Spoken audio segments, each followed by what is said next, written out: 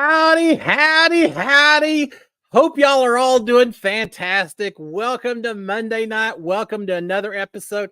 Sure, it's like a whole thing. Welcome to another episode of Cliff Notes Live. What are we? March 18th, halfway through March. That's amazing. Glad to see y'all here. I'm glad y'all are out here. We missed last week. My apologies for that. Had a little business to take care of in New York City. My first trip ever there. And I gotta say, I had a lot of fun. It was enjoyable. We're going to talk. There's so much to talk about this evening. We're going to talk about Sharon and I went to New York City. I've been all over the world, never been to NYC.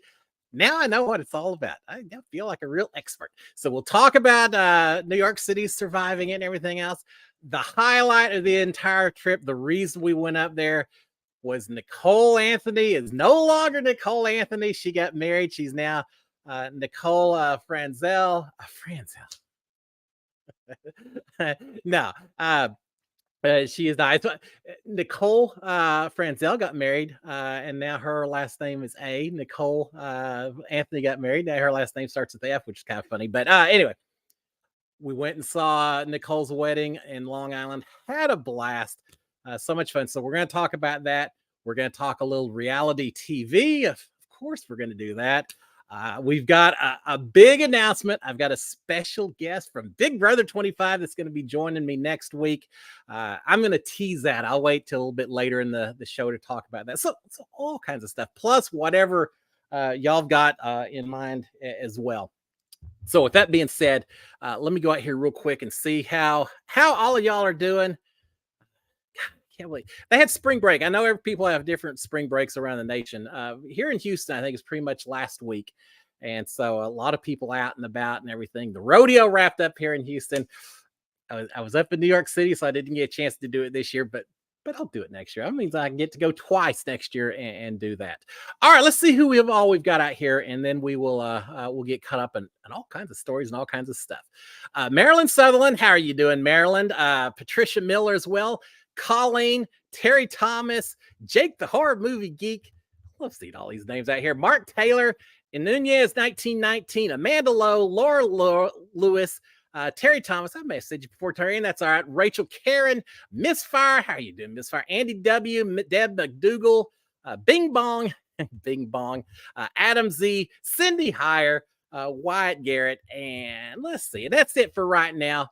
For those of you who are watching live, welcome aboard. For those of you who are watching on replay, I'm glad we save it. Glad you're able to watch as well. Just because you're watching on replay doesn't mean you can't participate. Feel free to DM me on Instagram or Twitter. Any questions you have, we'll pick it up next week. I always try to be responsive to all of that. Welcome to all of you.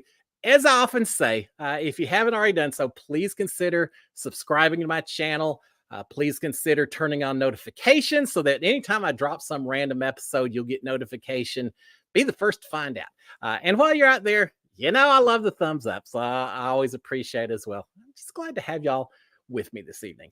All right, a few questions, and then we'll start getting into some of the different stories and different topics we've got. Rachel Karen says, it was a pleasure to meet you at the wedding. Yes, indeed. I met Rachel. I met JP at the wedding. So great. Some of y'all, I feel like I almost already know y'all between being out here on the YouTube show, different posts on Instagram, interactions and all that. Sometimes it's hard to remember that we haven't actually met in person because I feel like I know y'all already. So yeah, Rachel, it was fantastic. I'm so glad that y'all were both able to go to the wedding. So much fun. I had a blast. I met you. I met JP. JP, I feel like I've known him forever. But I realized I maybe hadn't heard JP talking that much. He definitely's got that Jersey accent, which I guess I just hadn't thought about. So yeah, it was fun. Met a lot of people at the wedding, so we'll cover that in just a second. All right, what else do we have on here? Let's see. Mark Taylor saying, "Who is your favorite on Survivor now?" All right, let's talk about Survivor real quick because we got to squeeze in the reality talk as well.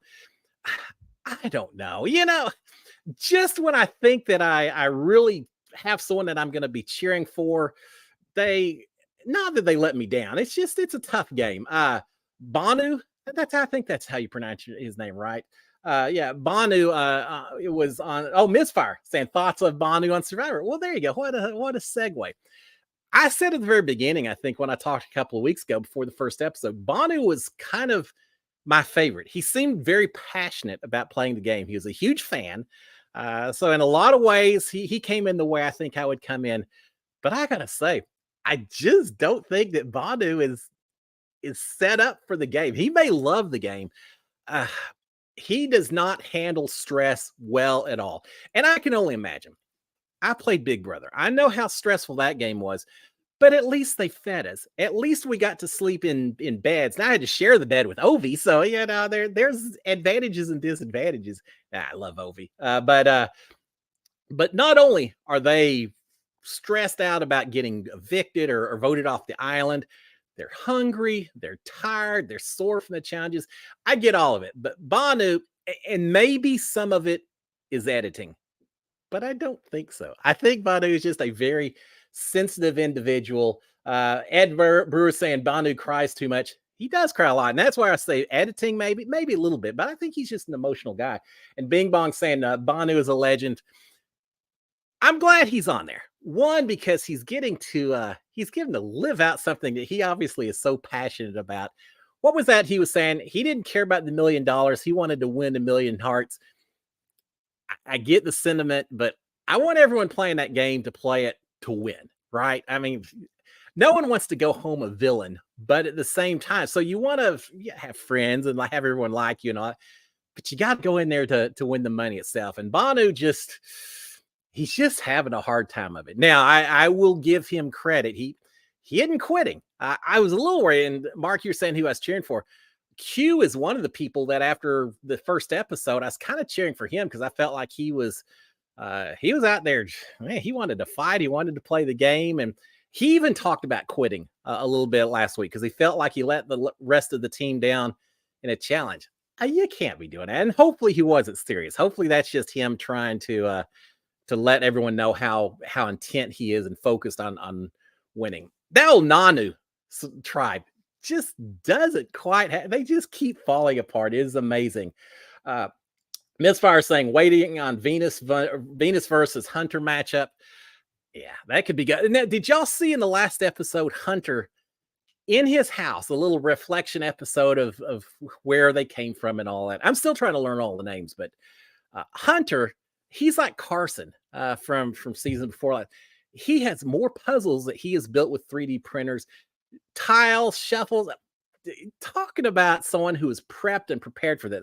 I'm sure the producers, the casting people, when they saw Hunter in his room and all the stuff he had, they probably said right then and there, you're good to go. You're going to get on the show. The only thing that I don't like about that, when someone can go in and build all those puzzles with 3D printers, the tiles and everything else, that tells me that the competitions are too predictable from season to season. And we've got the same thing on Big Brother. We know there's going to be the wall comp, the slip and slide. There's some OTAB. There's going to be some iconic competitions. And the Survivor folks know the same thing. They know there's going to be 3D puzzles, shuffle tiles, things like that. But I'm ready for them to shuffle it up just a little bit more, so you don't have people that can prepare that much when they're getting ready for the game. That blew me away. I'm amazed. Before I went on Big Brother, I didn't really practice puzzles too much. There's one or two, like there used to be one where you would get inside a giant die and you'd roll the die to make certain numbers and all. I went over that stuff and memorized how to do it. And there's a few other competitions I practiced on some, but for the most part, a lot of what I studied was just strategies and the way different people played games and things like that. These guys, talk about hardcore. It is amazing. So Hunter may be one of the ones that I'm going to be cheering for going forward, just because obviously he is so well prepared. But we had Q threatening to quit. We had Banu just spilling the beans as soon as he got to the island. He told the other two everything there was to be said about his tribe. And then what's his name? Randon that got sent home early. Random, I think is Randon. Y'all correct me. I can't remember. My spell check on my phone screwed it up a little bit. I got medically tapped. I'm not really surprised. Now, here's the thing. He got medically tapped. Sometimes when that happens, they still have tribal counsel. Sometimes, as in last week, they just called off tribal. I'm not the least bit surprised. They'd already lost 2 people from the Nanu tribe. If they lost one more with only 3 folks, you can't have competitions with only 3 people, right? I'm sure that screws up the games department. I think if they had done that, they would have had to dissolve that tribe, send 1 off to one of the other tribes, 2 off to the other tribes, something like that. They didn't have to because I feel so bad for him. Can you imagine getting out there so excited to play the game, and he just apparently slept on his arm funny, which I've done once or twice, and it's horrible, and it takes a while to get over it. But it's not even as though he damaged it in a competition like Bruce from last season, or he was acting goofy and fell off a mountain like was it two seasons ago? Was that Mike? I can't remember who it was that broke the collarbone or whatever. He hurt it sleeping on it. That's a little tough to digest. That's the reason you got pulled off. I'd love to see him get a second chance, come back in the island. I don't know if he will or not, but the president's been set with Bruce, so I'd love to see it. So yeah, I'm excited. I think Survivor's doing really well so far. They've got some strong personalities in there, and they've got some that do a lot of crying. But you got to have all types, right? I mean, it would be boring if you only had the hardcore strategic players in there. You got to have the ones that just play with their heart, whether they play well or not. Having said all that, I don't think Banu's going to necessarily last too much longer, but we'll see. Maybe he gets to the point where everyone says, he's not a threat. He's not going to win anything. He doesn't have the strategic bones to play the game. So why waste the trial to get him out? He may float to the very end, and we'll see what happens. If he does, he could get a lot of votes just because I think people are going to like him. They just may not, from a strategic standpoint, see him as a bit of a threat. I'm looking forward to meeting him at some point on down the road. I bet he is a heck of a guy. All right, so there you go. All right, Cindy Hire saying, how was Nicole's wedding? All right, let's talk about that real quick while we can. Nicole got married. I wanted to tell y'all guys so bad. I'd mentioned it a month or so ago that it was coming up, but you never know. We don't want TMZ showing up at one of these things. And so, yeah, we had to kind of keep the mums the word a little bit, but her wedding was fantastic. It was in Long Island, a beautiful setting right up against the ocean. It poured down rain the night before. We were a little bit worried about that. But by the time they got there, it was the rains had stopped. It was all indoors. It was fantastic. Lots of folks that were there. We'll talk about that first. I mentioned Rachel and JP were there, which was so great. Obviously, a lot of Nicole's family was there, which was so much fun. Getting to meet a lot of people who, a few of them, I'd never met her dad. I'd met her mom and 2 sisters very, very briefly at the end of Big Brother, but I hadn't actually gotten to spending time talking to him, so I got to do that. Brian's family was there, Fontes, and so I talked to Brian some and his family, a lot of Nicole's neighbors and friends, all the people that you would expect to come to a wedding, and it was a chance for me to get to talk a little bit more Big Brother with them as well, because obviously they were cheering for Nicole, a lot of her associates at the school she works at and all that. And so they were talking about watching Nicole and cheering for her from her side and me working with her and all that. Just a lot of fun. We had a blast. So a lot of the family and friends were great. From the Big Brother side, we had a lot of fun as well. I was there. Ovi was there. Ovi and Hannah as well. So Ovi was there. Tommy was there. I love seeing Tommy and his fiance Joey, which is cool. Christy was there. Christy's wife Jamie was back home taking care of the babies. I kind of wanted to hold on to those babies and see if I couldn't teach them to stick out their tongue or something. But no, they were staying at home. But Christy was there, just glowing the way new moms do sometimes. And so they were there. Along with that, Kevin from Big Brother 22 was there. He shocked me. He sat behind me at the wedding. I didn't even recognize him because he had a full beard. So he caught me a little off guard, but he was there. Sitting there right before the wedding starts, I look over next to me. Cindy with an S. From Big Brother Canada season 3 and 5, I think. She was on a little before I started watching Big Brother Canada. But Cindy was there. So she had just gotten back from Borneo or Bali or somewhere. She's off gallivanting around. But she was there watching the wedding as well. I had met Cindy once before at Hearts of Reality, but we never got really a chance to talk. So I got to talk to her a little bit, talk to Kevin, an incredibly nice guy. And then all my Big Brother 21 family was there. Ah, It's been a while since I've seen them, so it was great. So we spent a lot of time. That poor Nicole. No, poor Nicole. She got married. It was her special day, but she was so busy interacting and doing bride stuff and all that. She didn't get as much time to spend just reminiscing and talking about old times and all that as the rest of us did. But I was so happy that I was able to be there and celebrate her and Brian's special day. So happy that my other friends from Big Brother 21 were there as well, and that we got to hang out and talk a little bit. I had a blast. The officiant at the wedding, Ovi. Yeah, Ovi was a one-day minister. And so he minister officiant. I guess that's the proper word. Fully authorized by the state of New York. So Ovi actually led the wedding, which was a blast. And I got to be one of the witnesses on the license as well, which I was honored to do so. Nicole caught me off guard. They'd already sent Brian upstairs. Groom can't see the bride or anything else, and I'm just in the front area talking to Nicole's mom and dad. And all of a sudden, here comes Nicole in her wedding dress. Yeah, I was shocked. It was what a moment. She was definitely the beautiful bride, and nothing but the best wishes from this point on. They went on a honeymoon to Puerto Rico, danced all night long. They even managed to get a Monkeys I'm a Believer mixed in there as well, that she played for her mom and danced as well. It's just a fantastic time had by all. Amanda Lowe saying, I love seeing all of the pics from the wedding. Me too. Yeah, we took a lot of pictures. I took pictures, but I really was trying to be careful. Last thing I wanted to do was put out pictures before Nicole, before anything official. So I kind of held off. And then all of a sudden, these other pictures started showing up. It's like, all right, well, I'll let them put theirs out there. So y'all watch probably my Instagram more than anything else. I'm going to be posting some of my own pictures in there. Some of them are replications to some degree. We took a lot of the same pictures, but I've got some great shots of Nicole and I posing together, of Nicole and Ovi and I posing together. We got the new the Fellowship of the Zing was back in business, and now we've got a new member, Brian, as well. So yeah, I love taking the pictures as well, and just getting caught up to speed.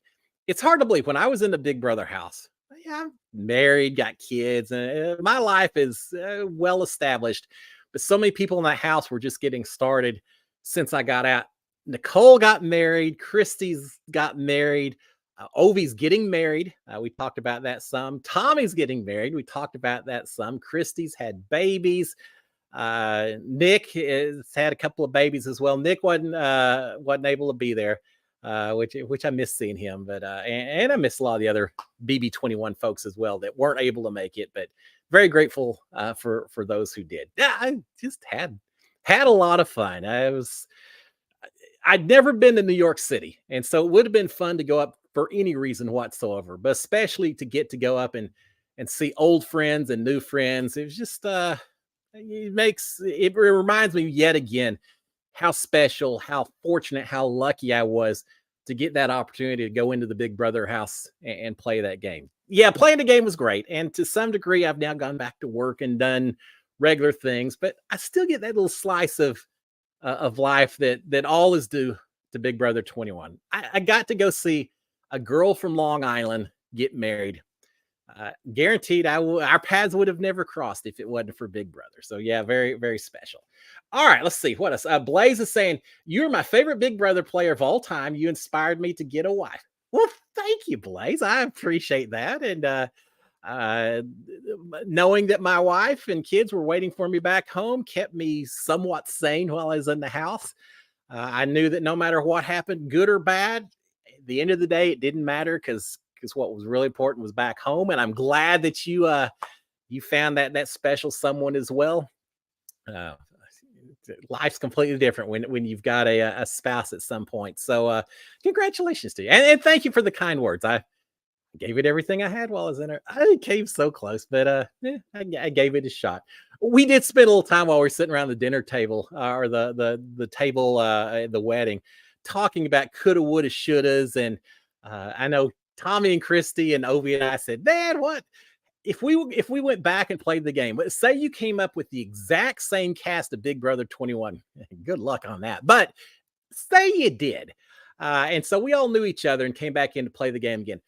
How would life be different? How would the alliances be different in terms of who you wanted to work with? Well, obviously, Nicole and Ovi and I are still going to be tight, but I have a feeling that we would grab Tommy and Christy as well, even though they weren't necessarily, they were gunning for me from start to finish. I'd still love to play the game with them if we came back. And we were all settled on a couple of people that we would probably boot very early from the game. And I won't throw out names. I'll just let y'all guess and assume who maybe we wouldn't want to have in there quite as long as maybe the first time we played the game. But yeah, we had fun talking about what we could have done differently, what we thought about doing differently. You spend a lot of time thinking about that stuff after you've played the game. All right, let's see. What else do we have on here? Mark is saying, congrats to your Aggies for making the big dance. Yes, indeed. We're the number 9 seed. Now, I got to say, I'm a little bit huge into football, a lot more into college baseball than I am into basketball. But March Madness is March Madness, right? They made the big dance. They're getting to play. I think they're playing in Memphis on Friday against Nebraska. They may have a shot again. They should have a shot, although Nebraska's hot as well. But the winner probably has to play Houston, number 1 seed. They're going to be incredibly tough. But yeah, Aggies are still playing basketball, so good time for that. So yeah, thank you. I appreciate that, Mark. All right, let's see what else. MJE Saddlebreds, I like that login name. Saying, watching from Virginia, love it. Virginia's for lovers, right? Yeah, you're in a pretty part of the country. Oh, thank you so much. I appreciate it. Welcome aboard. It's we have fun here every Monday night. There's a lot of things that I'm talking about this evening, so bear with me. Lots of nights a little bit more open just to whatever questions and stuff are out there as well. So come back and hit me with all your Big Brother questions. I'll try to answer them all.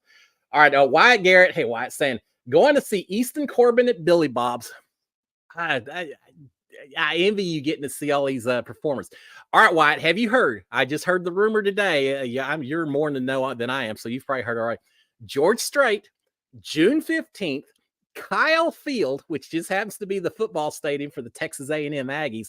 Supposedly, George Strait and Parker McCollum are going to be in concert together on Saturday, June 15th. There's supposed to be an announcement for it tomorrow. Talking about trying to jump through some hoops to buy some tickets. I'm going to do anything I can to get there. May happen, may not. Love to see me some George Strait in concert. So, yeah, I'm looking forward to it. But have fun at Billy Bob's. Why that? I grew up in Fort Worth. I wish I had spent more time going over the stock cards. It wasn't quite as established when I was there, but yeah, cool times.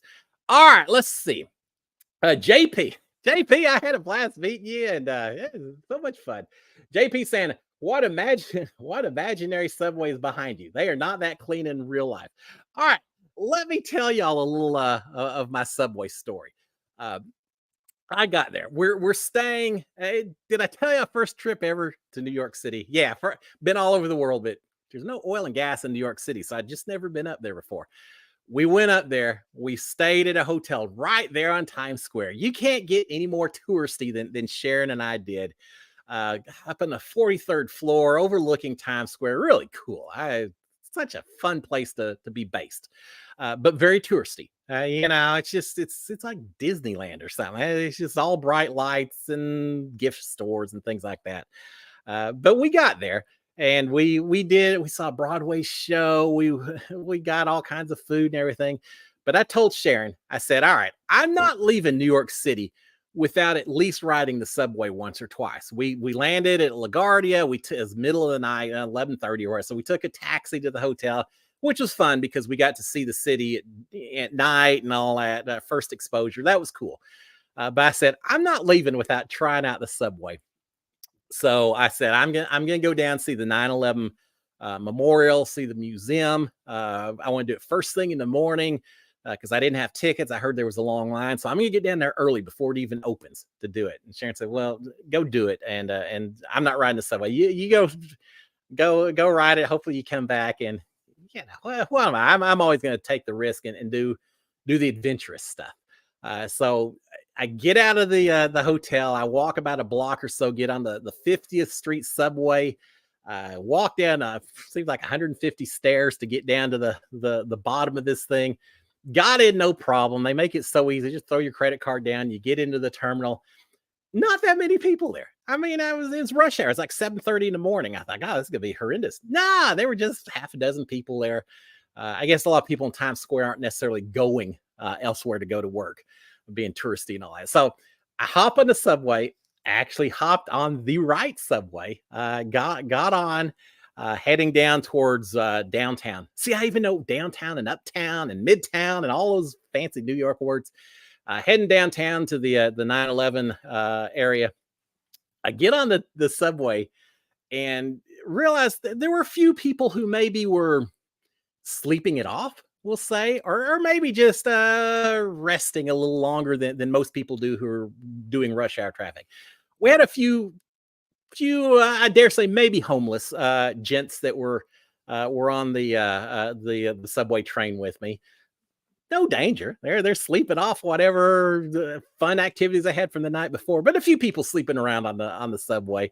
I'm sitting here holding my phone thinking I really want to videotape people on this car, but also thinking that kind of maybe isn't proper etiquette to hold my phone up and all that. So I was trying to very discreetly do my phone, not worried about anything, feeling very safe. All of a sudden, we stop at one stop.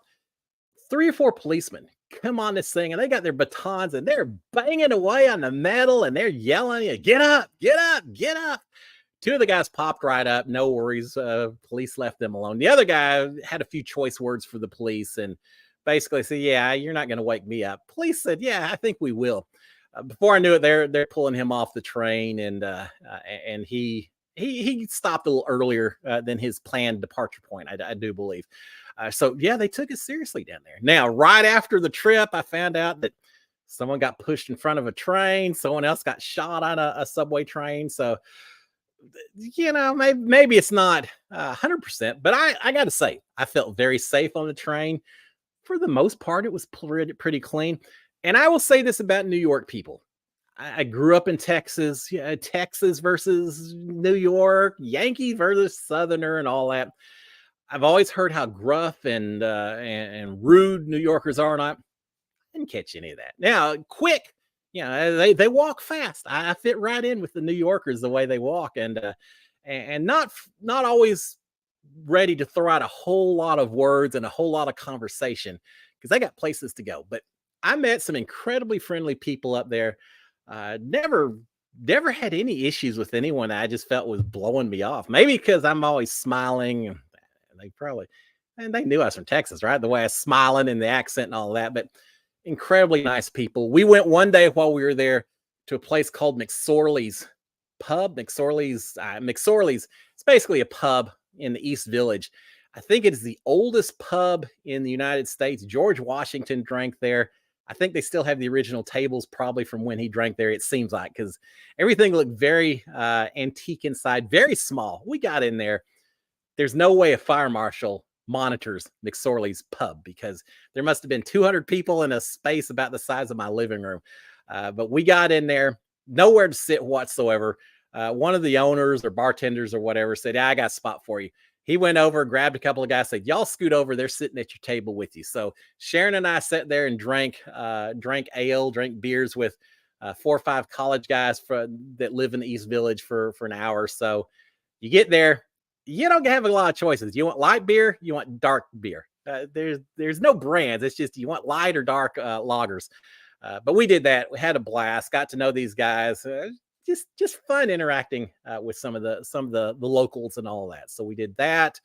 But yeah, I rode the subway. Didn't have any problem. I got off at more or less the right place. Got back on at a slightly different location. Rode back, and hey, I'm an expert now. I rode the subways in Moscow. I've ridden the subways in London. I've ridden the subways in Buenos Aires, Argentina. New York City, maybe a little bit more complicated to figure out the maps and everything. They aren't as quite as easy to figure out as Russia, for example, in Moscow. But once you figure it out, if I lived up there, I'd be on the subways all the time. What a perfect way to get around. Faster than the taxis, I guarantee you that. Cheap. Yeah, it keeps you out of the cold, a little cold while we were up there. So yeah, had a blast. All right, Jeff Mertz, brother from another mother. I grew up with Jeff. Jeff said, "Woohoo! Yeah, Jeff, I finally made it." I know Jeff spent all kinds of time up there when he was younger, but yeah, finally made it to New York and had so much fun. We did all the tour side. We did that. We took the Staten Island ferry, went by the Statue of Liberty, and hung out at Staten Island just a little bit, not very long. Took it back and saw the statue again. We went though in the afternoon, and so we saw the statue during the day and all that.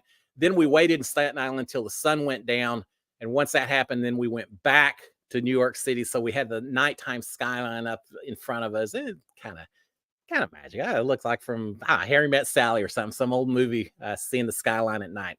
I gotta say, New York has an impressive skyline. So we did that.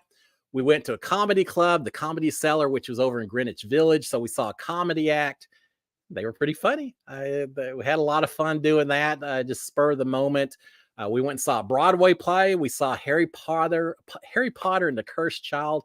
Amazing special effects. So we did everything. I told Sharon, I said, I want to try a New York bagel, New York pizza, deli, and all that, but I don't want to do it here in Times Square. That's too touristy. I want to do it the real way. So I walked several times, 3 or 4 blocks west into Hell's Kitchen neighborhood, and I got bagels and Reuben sandwiches and pastrami sandwiches and all this stuff from a couple of little bodega, little convenience store, little bitty stores over in Hell's Kitchen area. So good. Oh, so fantastic. So yeah, we did everything we could to have the real New York experience. Ate some Brooklyn pizza while we were there. I'm ready to go. I'm ready to go back when it's summertime, because 2 reasons. I'd love to go back. One, to see Tommy. He's in his new Broadway play, The Heart of Rock and Roll, which is all Huey Lewis music. That's my time period. But talk to Tommy a lot about that. I'd love to go see Tommy and Heart of Rock and Roll. I'd love to go back in the summertime so I can go see a Yankees baseball game. Now I'm an Astros fan. I may not be cheering for the Yankees, but obviously some real passionate sports fans when it comes to the Bronx Bombers and all that. So I'd love to go see a game at Yankee Stadium just to say I did. So yeah, we're gonna have to go back one of these days. We had a lot of fun. All right, what else do we have on here? Blaze saying, would you do Survivor? Yeah, I'd do Survivor. I'd do Survivor in a heartbeat. I'm not worried about the food situation. I got a little extra on me. I'd be okay for 29 days. I was in the Big Brother house for 93. Give me 29 days. I'm just getting started. So yeah, I wouldn't have any problem with that.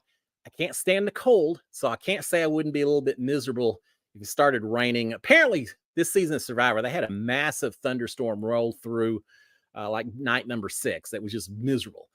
I would not like that, but I'd survive if everyone else around me was surviving as well. Now, I may be squeezed into the middle of a bunch of people to get some body heat, but yeah, I'd do it in a heartbeat. It would be interesting because on Survivor, you have these tribes of 6, whereas on Big Brother, we started off with 16 people. When you have a group of 6, it's a lot harder to hide, right? Yeah, right off the bat, you better have some alliances in place. You better have some protection, because if you make a tribal council, you've got a 1 in 6 chance of going home, as opposed to 1 in 16, 15, 14 on Big Brother. So I feel like you have to start playing the game a little bit faster in Survivor, which I would enjoy. Knowing I was the old guy in my season of Big Brother, I felt like I kind of had to play a little bit faster anyway. So yeah, I'd love to do Survivor. I'm a strong swimmer, and I think I can carry a lot of big old heavy weights and all that. May not be the fastest guy when you're talking about running down the beach, but in terms of swimming from a platform, diving down, unlatching things, and carrying giant blocks or sleds, I'd pull my weight. I'd do okay. Yeah, I'd love to do it, Blaze. It'd be a lot of fun. All I got to do is call me. All right, let's see what's. God, it's already 7:37. I knew we were gonna have so much to talk about. Jeff Mertz saying, Yosemite, Yosemite. Yeah, that's where we grew up. 60, well, I won't give that. Yeah, I grew up in East Fort Worth on a street called Yosemite. So, yeah. Jeff and I lived across the street from each other in East Fort Worth. We moved to Arlington, and about a month later, Jeff's parents moved to Arlington as well, just down the street. So that's why I say brother from another mother. Been together, friends forever, went to A&M together, lived in the same dorm together. Yeah. And now he's over in California doing, yeah. I don't want to go into too much detail, Jeff, but you can tell them if you want to. Doing fun, cool stuff in Florida, in California. All right, let's see. What else do we have on? Miss Fire saying thoughts on Amazing Race. I love me some Amazing Race. Having traveled everywhere, it's been a lot of fun. We got the first premiere episode. Who am I cheering for? I don't know. I don't even know the names just yet. There's the father-daughter. I really felt sorry for him because he looked like he is struggling with some of the physical challenges a little bit. The team at what was their name? Maya and Rohan, I think, the brother sister. The most funny part of that whole episode. And for those of you who haven't seen it, go check it out. There's one part where they're trying to turn around. They're in Puerto Vallarta, Mexico. They're trying to turn around on a very small street.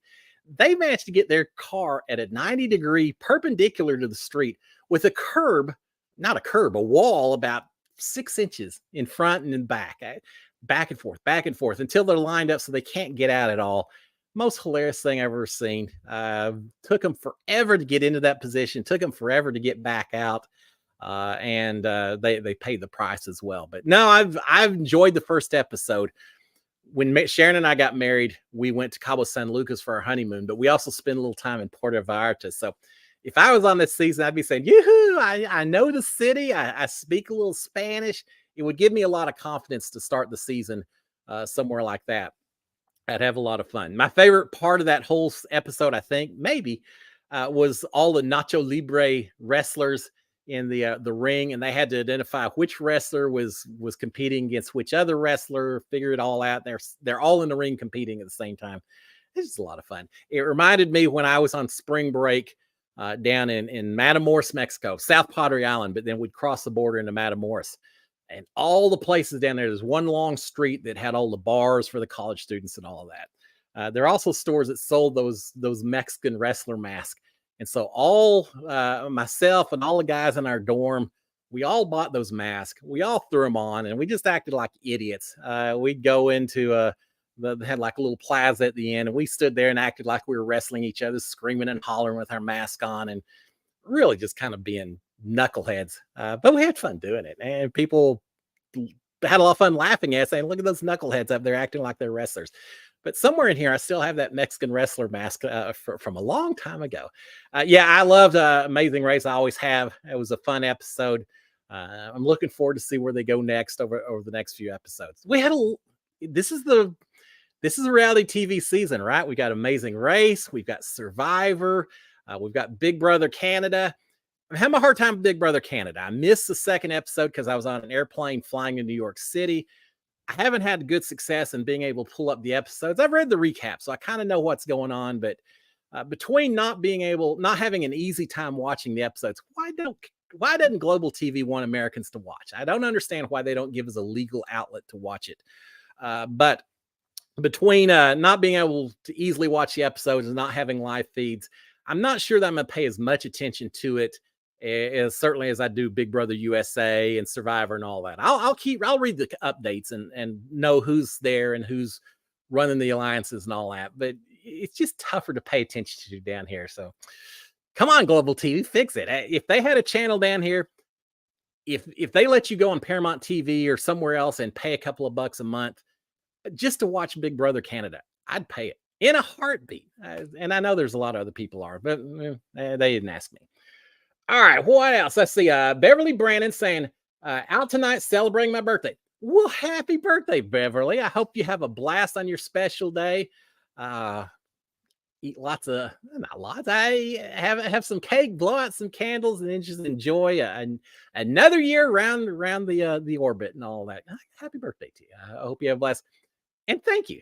Spending your birthday, at least a little bit of it with me and Cliff Notes Live, it kind of makes me feel a little special. So thank you, Beverly, and enjoy your special night as well. All right, Mark's saying, are you going to see the new Ghostbusters movies? Looks good. Yeah, I may have to try it out.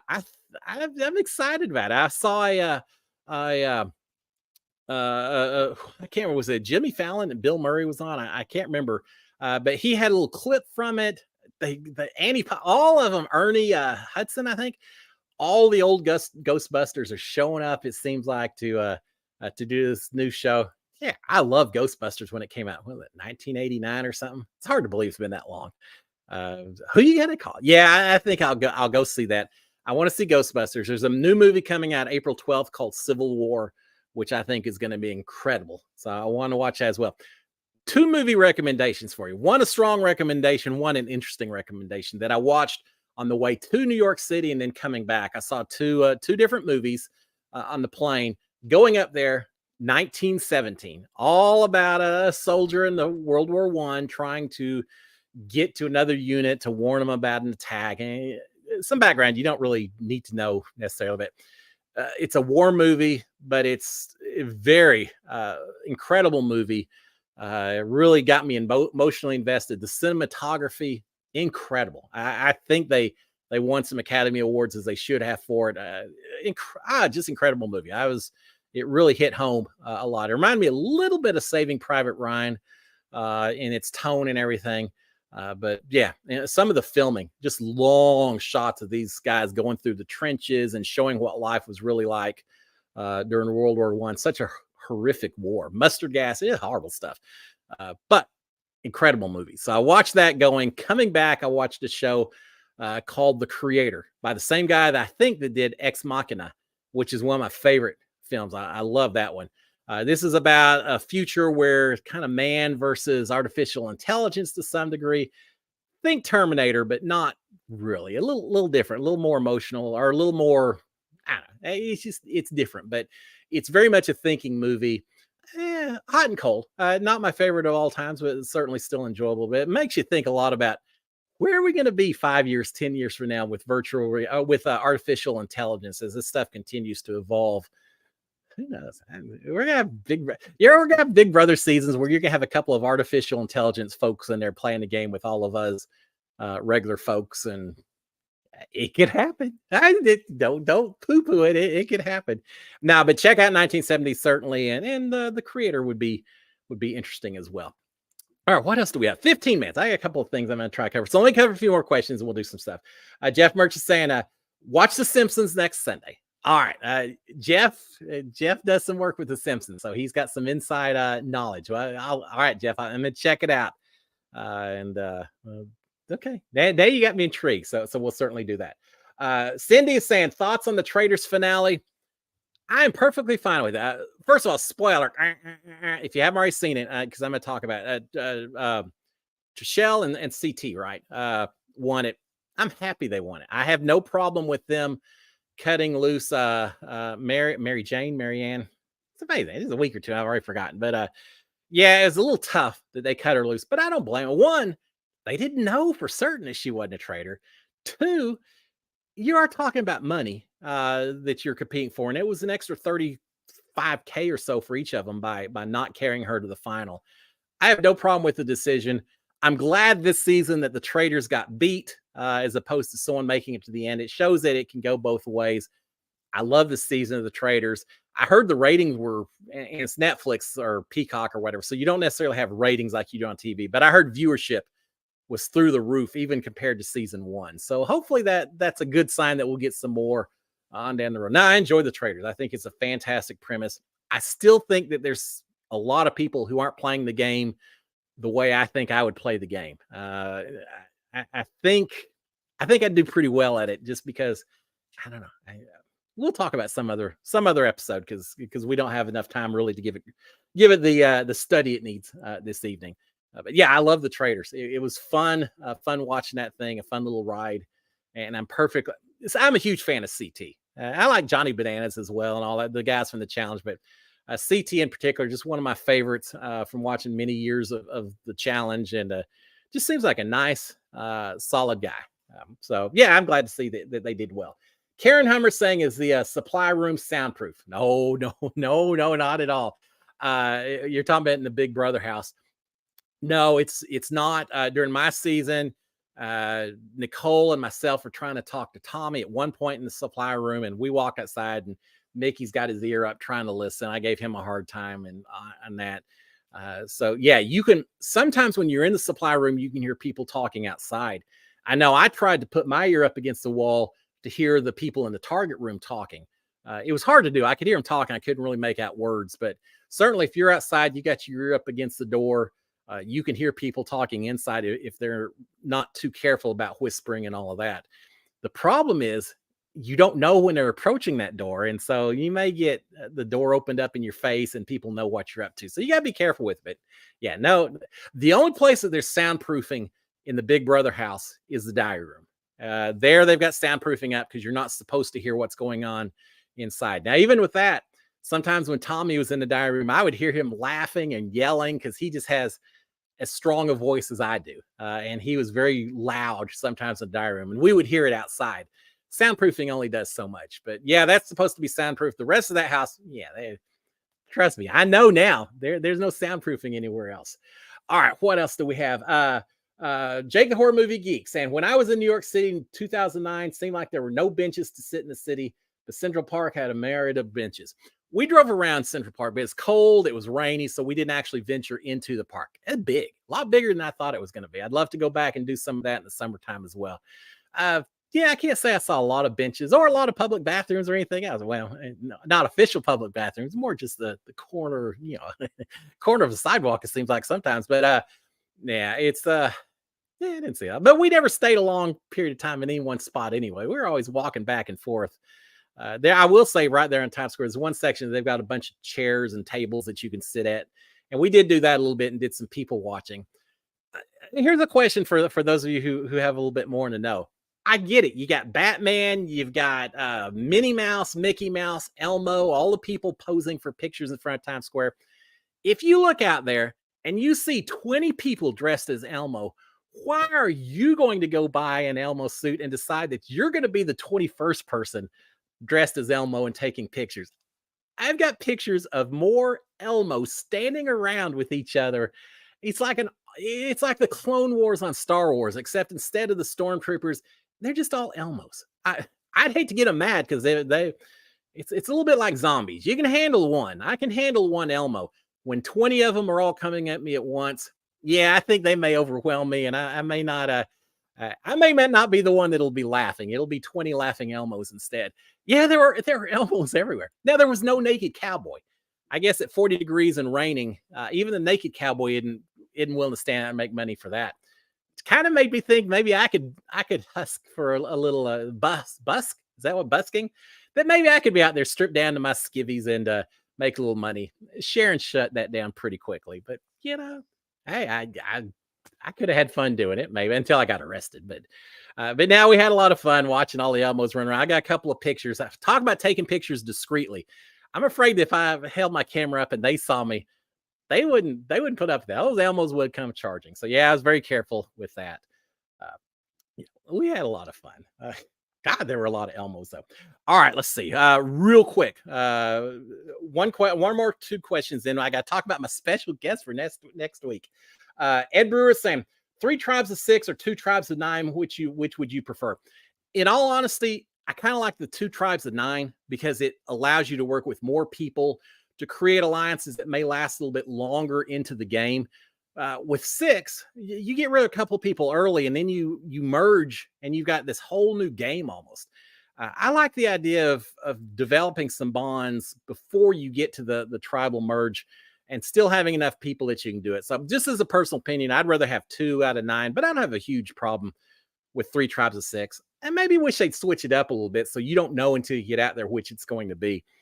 But it really seems like Survivor here lately has gone with the 3 tribes of 6 for quite a few seasons. So they obviously see, maybe they think there's a little bit more drama. It makes it easier to tell a whole lot of different storylines. And that may be it. If you got 2 tribes of 9, it's easy for people to get lost and not really get much coverage. Whereas when you're a group of 6, there's, as I said before, there's no hiding. So from an editing standpoint, storytelling standpoint, it may be easier with 3 of 6, but I like 2 of 9. All right, let's see what else. So we'll do this one. Ed saying it might be more fun to be us. Patricia saying Cliff would be great on Traders. Thank you. I think I would be. Call that the cocky, arrogant side of Cliff Hogg, but I think I'd do okay. All right. That being said, and then one final thing, Ed was going to put up. I just saw it. Oh, it might be more fun to be a trader, but Cliff is faithful to his core. Yeah, but you know what? That's why I would love to be a trader, because people wouldn't expect it, and I'd have fun being kind of the villain of a show instead, and being entitled to being a villain.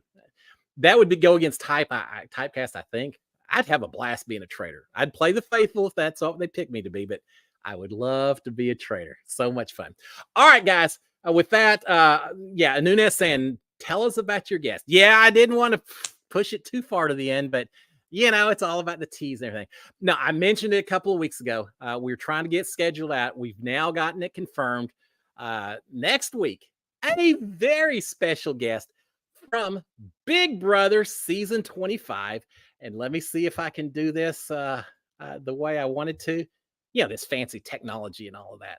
Uh, all right. Our guest next week is going to be. Yeah, is it showing up?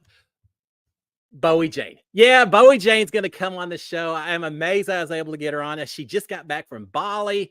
She's got a new record song. We'll find out, but she's got some new music coming out Friday of next week. So we're going to get to talk to her right before that. Y'all know me. I want to talk to her a lot about Big Brother. Now we'll talk some strategy. I can't have her on without talking a little bit about strategy, but more than the strategy side, I just want to get her thoughts on, why did you decide to go on this show? What did your friends and family think about, Australia versus the United States, where you follow reality TV while you're over in Australia? What'd you think when you walked into that house?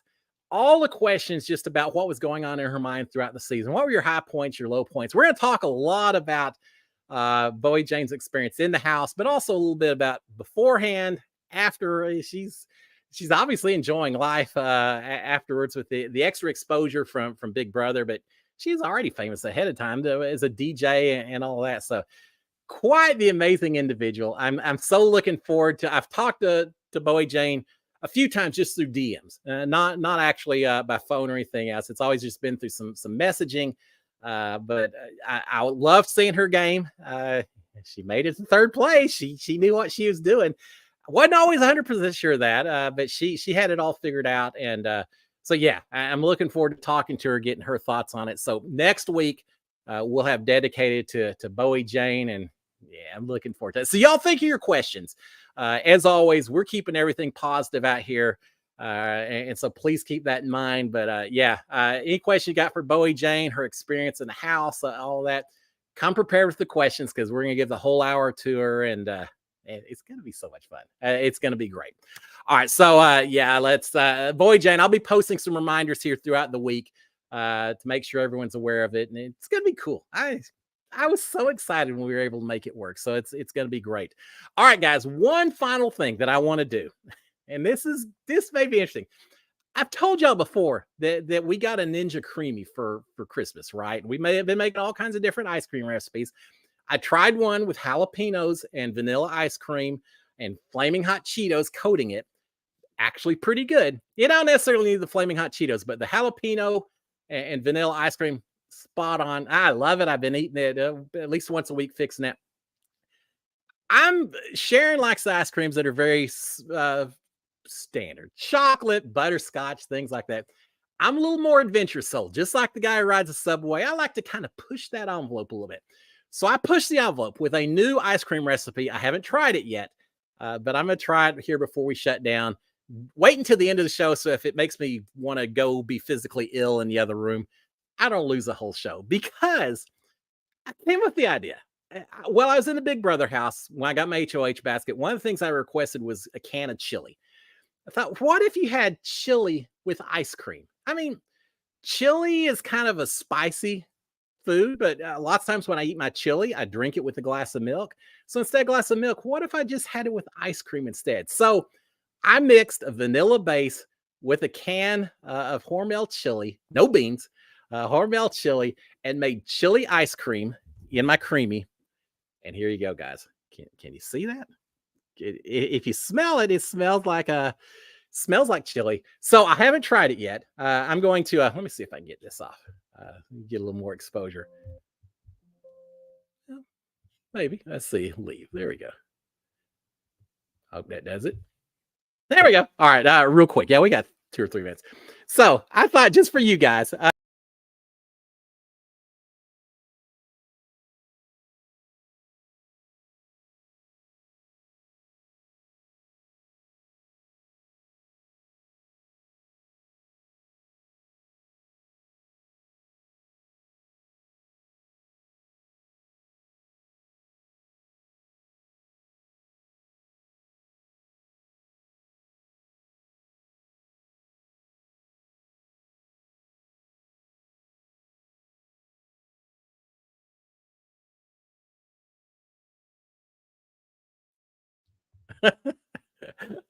Are y'all still there?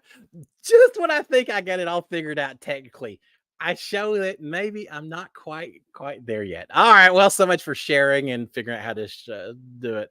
Yeah, the ice cream took over. I one bite, I just keeled over and had to cancel the whole thing. No, I misfire. Say a cliffhanger. Da-da, bump, bump, bump. There you go. Misfire wins the pun award for the evening.